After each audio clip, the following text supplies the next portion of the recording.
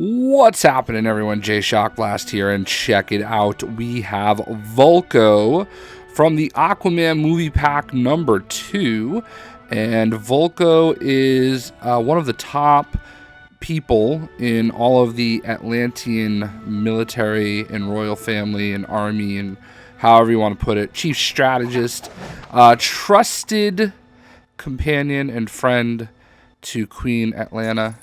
And when she had to leave the surface world and the coast of Maine and leave Arthur and his father behind, she knew that Arthur would need help learning his Atlantean ways.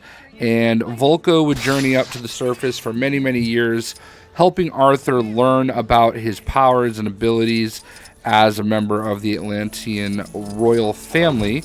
Now, obviously, Vulko was portrayed by Willem Dafoe, the legendary Willem Dafoe, and he was fantastic in this movie. I really thought he did a great job. He's been definitely a favorite of mine for a long time. He put on a great performance as Green Goblin in the Sam Raimi Spider-Man trilogy or duology, or however many movies they did. They did 3, I think, off the top of my head.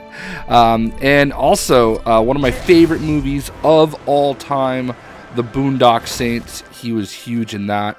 It's funny, I started making a video for Vulko yesterday, and I started doubting myself after saying that Willem Dafoe was in Boondock Saints, and I looked it up, and then ended up watching the whole movie instead of making the video. So sometimes those things happen, and I'm not going to sit here and pretend that I'm not easily distracted, because unfortunately I am. And sometimes that's simply not only that, but it got to the movie, the part in the movie where he's kind of recreating things, and he's like doing the whole like dance and symphony orchestration and whatever you want to call it, and he gets to the part where he's like, "There was a firefight," and I'm like, oh my god, I'm so dumb, because not only is that just a great part of the movie and one of his signature moments, but there's a band that I've loved for geez, so long, probably like 12 to 15 years, called Bleeding Through. They're from Orange County, California, and some of the members were actually in another band called 18 Visions, and they have a song, shoot, I'm bad with song names, I think it's like Love Lost in a Hail of Gunfire or something like that, and they literally lead off the song with that little voiceover from it, and that was always one of the cool things of it.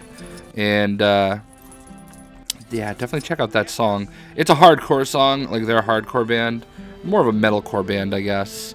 But yeah, man, Bleeding Through, they were so good. One of my favorite pictures I ever took as a photographer was of their singer Brandon. I think it's like Schiapetti, I think that's how you say his name, at Ozfest, I think 2006.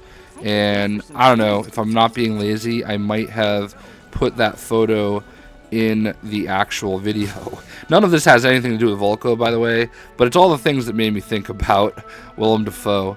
And true story about that picture, it was actually a bad picture because of the way the sun was facing my camera, and I ended up changing it to black and white, and it ended up becoming one of my favorite pictures I ever took.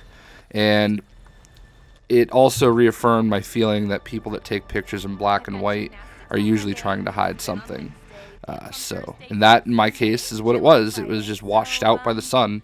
But when you turn it to black and white, do a little bit of editing, it became incredible. So, Vulko, he did his job. And they obviously used some anti-aging stuff on Willem Dafoe. Because, I mean, I feel like Willem Dafoe started looking old when he was like 15.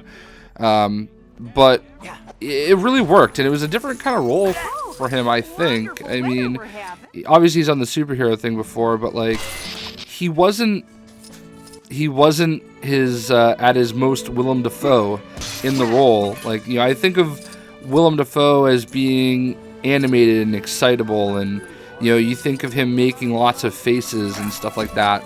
But this was, really a calm mentor advisory role for him. And I really liked him. I thought he added a lot.